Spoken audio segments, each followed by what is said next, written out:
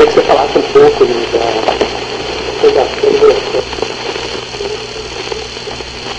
grande movimento em relação à fundação do Orfeu. Eu ia tomar conta da história.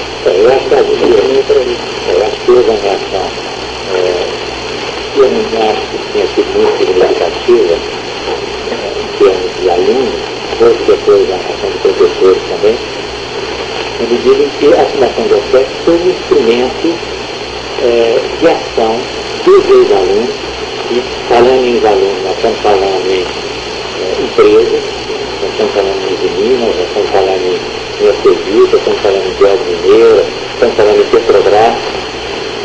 Nós estamos falando de empresas onde os ex-alunos estavam em liderança e pediram o seguinte: olha, nós temos que criar uma instituição que garanta condições de apoio à escola e que seja um instrumento de melhoria da qualidade do ensino através da melhor formação do aluno, através da pesquisa e dos ensaios. Então, eu acho que a Fundação do Orfeu foi um instrumento importante. Surgiu num momento fundamental da escola, que foi um momento em que ela estava passando por essas transformações. Então fazer pesquisa num curso de 6 anos que formava engenheiro civil, de minas, de metalurgia, geólogo, etc., era difícil imaginar. Mas na medida em que você começou a ter um curso que só formava metalurgista e, portanto, podia fazer pesquisa em metalurgia, e que, além de você fazer o seu curso de graduação, você sabia que era importante fazer um curso de mestrado para poder melhorar a sua capacidade profissional. Então, isso tudo apresentava um horizonte de trabalho, uma instituição como a Fundação do Orfeu, e passou a ser um instrumento importante para pegar o aluno, como foi o caso do Guinaldo, por exemplo, e levar a fazer estágio na França. Então, eu acho que essas foram coisas importantes. E depois, buscar um financiamento para construir um laboratório dentro da Escola de Minas. Eu acho que a Fundação do Orfeu é o embrião de uma série de eventos que surgiram posteriormente nas universidades, nas escolas de nível superior, de instrumentos que tivessem condições de buscar recursos fora. Em relação à universidade e empresa. Universidade e empresa, entendendo que como os recursos para a educação sempre foram pequenos, vamos tentar complementar esses recursos com a busca de recursos em outras fontes. Nas empresas, buscar o apoio dos recursos. E nisso aí, a Escola de Minas teve uma vantagem grande. Por quê? Porque o fato de ter uma circulação dos ex-alunos, isso facilitava você montar uma fundação do Orfeu e ao mesmo tempo articular os alunos da Petrobras, os alunos que estavam trabalhando na CEMIG, aqueles que estavam nas Minas, na Serviço e na Belmiro. Então, não havia medo de que essa iniciativa caísse num tecnicismo barato. Ela abandonaria todo aquele chamado curso de Orfeu, né? Formação completa, né? Mais voltada para as questões nacionais, né? Talvez seria um tempo que o cara seria uma pessoa que formaria apenas um tempo. Eu não acho que houve reação com relação à Fundação do Orfeu por causa disso. Eu acho que sempre teve em cima de nós, na escola, essa preocupação do espírito do Orfeu.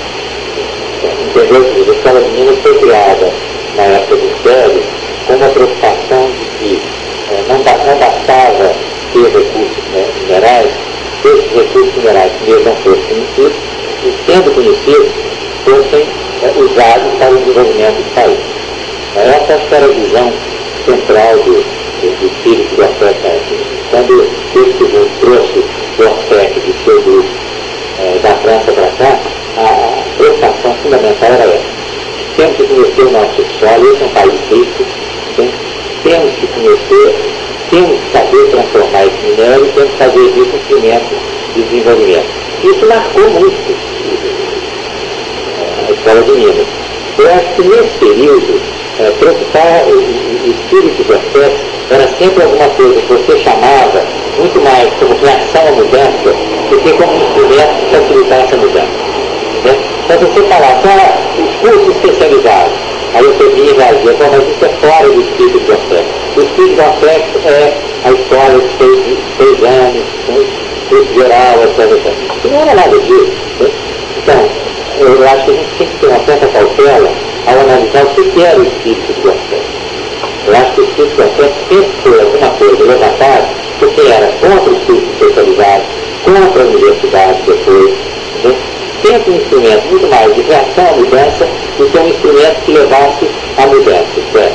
Então, o espírito de processo hoje, final da década de 50, significa no estado de Minas competente em metalurgia, competente em mineração, competente em geologia. Entendeu? Isso aí é que eu acho que foi esse tipo de visão do espírito do processo que nos abordou a fundação da fé. Sempre era uma coisa, digamos que foi uma coisa que veio e que tinha uma força grande. Nós estamos falando de uma instituição que veio com a possibilidade de gerar recursos. Então, gerar recursos e fazer a canalização desse recurso para pesquisa ou para estágio de alguns ex-alunos, eu acho que tudo isso, do mesmo modo que foi um instrumento realmente importante de transformação, simplesmente gerou reação. Nós poderíamos dizer na escola de Minas, os grandes defensores, os grandes incentivadores desse espírito de excelência, os professores que eram mais adeptos desse espírito e que fazem um trabalho de não falar de inclinação, que é uma palavra forte, mas de difusão desse espírito. Eu acho que o espírito do processo sempre, em geral, o espírito do processo em geral, foi sempre chamado como argumento para aqueles que se reagiam à mudança. Alguns encarnam mais que outros. Né? Exatamente. Eu queria assim, quais daqueles professores? Eu não. Joaquim Maia, por exemplo. Não, eu não viria o Joaquim Maia como alguém que chamasse o espírito de mudança. O Joaquim Maia era uma pessoa que tinha um tipo de... Eu fui assistente dele no curso de geologia.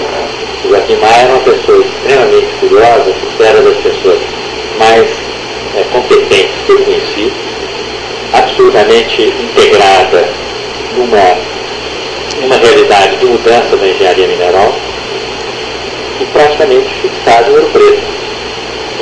Mas as leituras que ele fazia, as relações profissionais que ele mantinha, faziam com que ele nos desse um curso que seria absolutamente engajado. Eu trabalhei com o Joaquim Maia fazendo pesquisa. Não era uma pesquisa no sentido efetivo de pesquisa, era um trabalho de laboratório. Naquela época, no curso de geologia, tinha tratamento mineral 1 e 2. O tratamento mineral 1, o Joaquim Maia dava teoria da britagem, da diminuição, da moagem, etc. E no tratamento mecânico 2, a gente dava teste de laboratório. O que era isso? Eu lembro que nós pegávamos um minério de pirita lá de Ouro Preto, colocava na mão dos alunos e falava, vocês vão calcular uma estação de tratamento para esse minério. Então, isso foi uma experiência interessante. E isso surgiu sob a orientação do Maia. Né?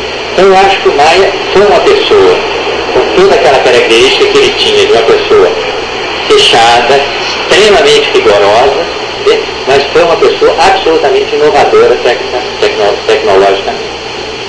Às vezes ele pode afirmar que ele era um difusor de espírito, porque a gente olhando, por exemplo, na revista Escola de Minas, vários artigos dele, em outros órgãos, né, do Rotary, por exemplo, sempre difundindo o nacionalismo, sempre difundindo aquela preocupação com o país, né.